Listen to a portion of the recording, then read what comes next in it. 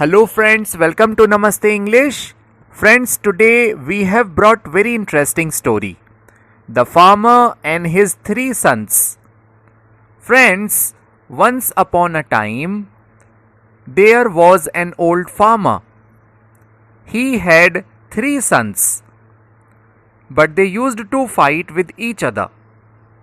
The farmer was worried about them. The farmer thought a lot but did not find any way to unite them. One day, the farmer had an idea. He called his sons and asked them to bring one stick.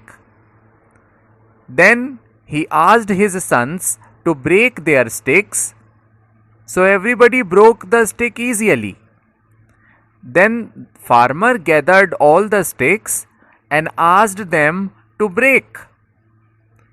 They tried one by one but could not break it. Then the farmer said, "Dear sons, like this, if you fight with each other, anyone can defeat you. But if you get united, then no one can defeat you. If you get united, then you would become more powerful and you will get success in your life."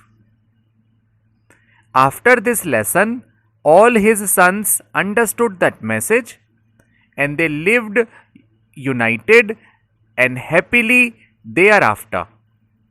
Thank you for listening to the story.